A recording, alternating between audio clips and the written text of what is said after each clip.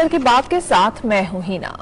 Valentine में नहीं तो नवरात्रि में करो सेटिंग। किस गुजराती कलाकार ने अपने खोखले बयान में नवरात्रि के पावन त्योहार को लगाया कलंक? क्या दिया गुजराती गायिका ने विवादित बयान? क्यों आई भक्तों की आस्था को ठेस?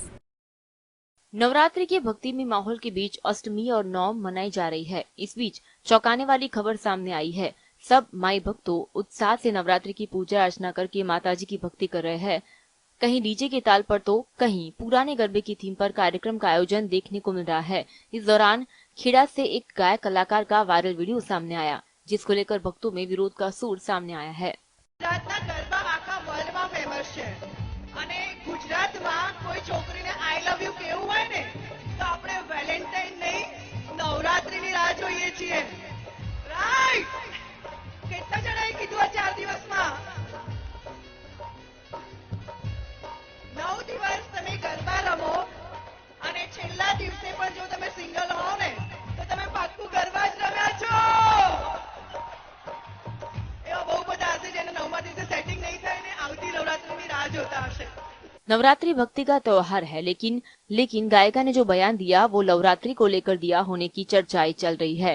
खेड़ा में गुजराती गायिका कलाकार उर्वशी सोलंकी ने माताजी की आराधना के उत्सव नवरात्रि को लेकर विवादित बयान दिया है। उन्होंने कहा कि वैलेंटाइन में नहीं तो नवरात्रि में करो सेटिंग। 9 दिन में भी सेटिंग ना कर सके तो आप सिर्फ गरबे ही खेले हैं, ऐसा कहा जा सकता है। लोगों ने सामान्यतः कहा यहाँ सेलिब्रिटी नवरात्रि नहीं किंतु पावन त्योहार को नवरात्रि समझ रही लगती है। सामने आया वायरल वीडियो गुजरात के नडियाद डेरी रोड पर मां शक्ति उत्सव नवरात्रि महोत्सव का होने की चर्चा सामने आई है। यह वीडियो सोशल मीडिया पर वायरल हो रहा है। जीएसटीवी न्यूज वायरल वीडियो की पुष्टि नहीं करता। लोगों ने सोशल मीडिया पर गायिका से विवादित बयान पर माफी मांगने की बात रखी है। Bureau report, GSTV.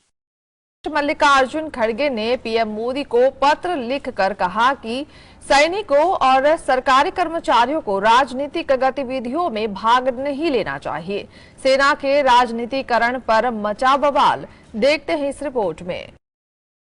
कांग्रेस ने सरकार से सिविल सेवा के अधिकारियों और सैनिकों को राजनीति से दूर रखने की अपील की है। इस संबंध में जयराम रमेश ने सोशल मीडिया प्लेटफॉर्म एक्स पर लिखा कि कांग्रेस के अध्यक्ष मल्लिकार्जुन खड़गे ने हाल ही में सिविल सेवकों और सैनिकों के हो रहे राजनीतिकरण पर प्रधानमंत्री को पत्र लिखा है। पत्र में कहा गया है कि सिविल सेवकों और सैनिकों को हर समय स्वतंत्र और गैर राजनीतिक रखा जाना चाहिए। कुछ ना कुछ नया एडवर्टाइजमेंट निकालते हैं, तो उसमें से ये एक उन्होंने निकाला था, हमने उसको जवाब भेजा है। सरकारी अफसरों को, फौजियों को प्रचार में लगाना या प्रचार बनने में उनको किसी एक नाम से पुकारना ये ठीक नहीं है। इससे पहले खड़गे ने एक्स पर कहा था कि मोदी सरकार के लिए सरकार की सभी एजेंसियां, संस्थान, हथियार, विंग और विभाग अब आधिकारिक तौर पर प्रचारक बन गए हैं।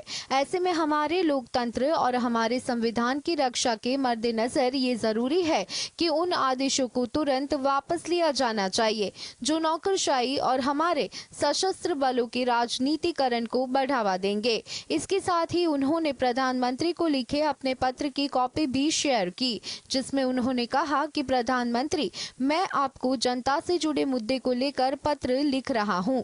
ये न सिर्फ इंडिया गठबंधन बल्कि लोगों के लिए भी चिंता का विषय है। यह मुद्दा सत्तारूढ़ राजनीतिक दल की सेवा के लिए सरकारी तंत्र के दुरुपयोग से जुड़ा हुआ है। Bureau report, GS. Madhya Pradesh में आगामी चुनाव को लेकर बीजेपी और कांग्रेस एक दूसरे पर हमलावर है। सीएम शिवराज सिंह चौहान ने कमलनाथ पर क्या साधा जमकर निशाना? मध्य प्रदेश के सीएम शिवराज सिंह चौहान ने कमलनाथ पर जमकर निशाना साधा है। उन्होंने कमलनाथ पर आरोपों की झड़ी लगा दी। सीएम शिवराज सिंह ने कहा, हम सिर्फ वादे नहीं कर रहे, काम कर रहे हैं। कांग्रेस ने तो मोहब्बत नहीं, झूठ की दुकान खोल रखी है। रोज झूठ परोसो। मैं उनसे पूछता हूँ, वे महाझूठ पत्र तो ले आए, पर पहले वचन पत्र का क्या हुआ? अगर किसानों का ही देख ले तो कांग्रेस ने कहा है कि किसानों का कर्जा माफ करेंगे, सबका कर्ज माफ नहीं किया। कांग्रेस ने कहा था फसलों पर समर्थन मूल्य देंगे, बोनस देंगे, एक पैसा बोनस देने का नाम नहीं लिया है। कहा था कि फसल बीमा योजना का लाभ देंगे। प्रधानमंत्री किसान सम्मान निधि जो दिल्ली से आना था उसकी सूची तक, किसानों के नामों की सूची तक पीएम नरेंद्र मोदी को नहीं दी। और मुझे समझ में नहीं आता कांग्रेस मध्य प्रदेश में कौन की कांग्रेस है, कि ये कांग्रेस सोनिया गांधी जी की या मल्लिकार्जुन खड़गे की कांग्रेस है। ऐसा लगता है कि मध्य प्रदेश में कांग्रेस क्या हो गई है, कमलनाथ जी की कांग्रेस। वही सर्वे करा रहे हैं, वही टिकट बांट रहे हैं, टिकट में गड़बड़ हो तो वो कहते हैं कपड़े फाड़ो। दिग्विजय जी के कार्यकर्ता प्रदर्शन कर रहे हैं, कपड़े फाड़ रहे हैं, पुतले जला रहे हैं, दशहरे के पहले पुतले जल रहे हैं।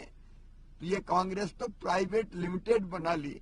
सीएम शिवराज सिंह ने कहा कांग्रेस के हो गई है, कमलनाथ की कांग्रेस। वे ही सर्वे करा रहे हैं, वे ही टिकट बांट रहे हैं। टिकट में गड़बड़ हो तो कहते हैं दिग्विजय सिंह के कपड़े फाड़ो। कमलनाथ ने तो इंडिया गठबंधन का भी सत्यानाश कर दिया। कमलनाथ जी की कांग्रेस, कार्यकर्ता प्रदर्शन कर रहे हैं, पुतले जला रहे हैं। Bureau report GS। छत्तीसगढ़ में बीजेपी ने कांग्रेस उम्मीदवारों पर क्या लगाया बड़ा आरोप, मुख्य निर्वाचन अधिकारी को क्या की शिकायत।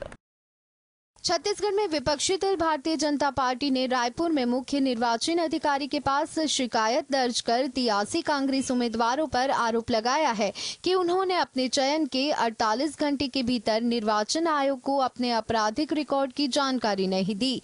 दूसरी ओर कांग्रेस ने बीजेपी पर सत्तारूढ़ पार्टी के उम्मीदवारों पर झूठे आरोप लगाने का दावा किया है।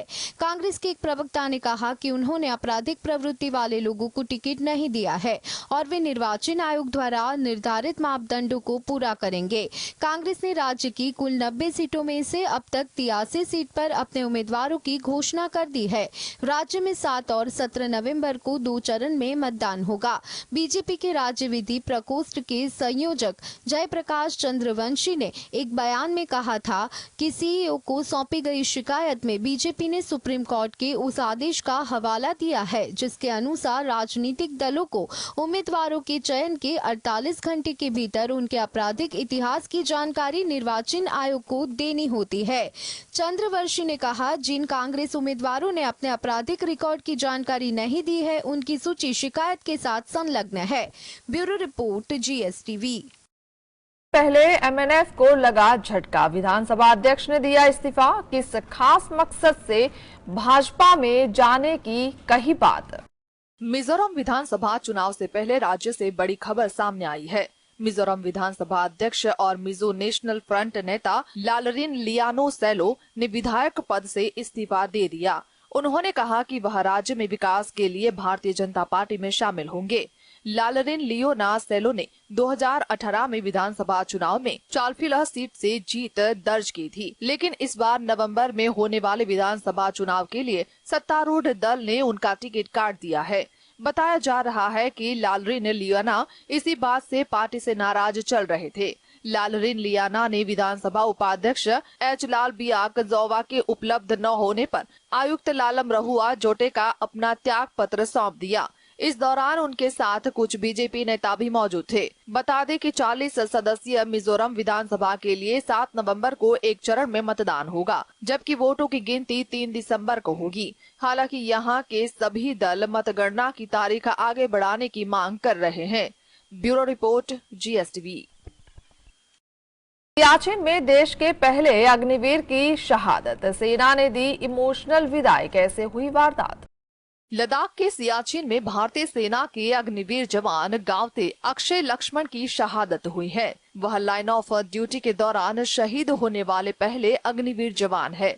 लक्ष्मण भारतीय सेना की फायर एंड फ्यूरी फोर्स का हिस्सा थे। फायर एंड फ्यूरी फोर्स की ओर से सोशल मीडिया प्लेटफॉर्म X पर पोस्ट कर लक्ष्मण को श्रद्धांजलि दी गई है। बलिदानी जवान की तस्वीर शेयर कर लिखा, बर्फ में खामोश है, जब ब्यूगल बजेगा तो वे उठेंगे और फिर से मार्च करेंगे। फायर एंड फ्यूरी फोर्स के सभी रैंक सियाचिन की कठिन ऊंचाइयों पर ड्यूटी के दौरान अग्निवीर गावते अक्षय लक्ष्मण के सर्वोच्च बलिदान को सलाम करते हैं। साथ ही शोक संतप्त परिवार के प्रति गहरी संवेदना व्यक्त करते हैं। आपको बता दें कि सियाचिन ग्लेशियर भारत पाक सीमा पर स्थित है, जो दुनिया की सबसे ऊंची युद्ध चोटी कही जाती है। यहाँ तापमान 0 से नीचे होता है, जिस वजह से ड्यूटी आसान नहीं होती। जून 2022 में भारतीय सेना में अग्निवीर की नियुक्ति शुरू की गई थी। इसके तहत सेना में केवल जवानों की तैनाती होगी, अधिकारियों की नहीं। Bureau report, GSTV।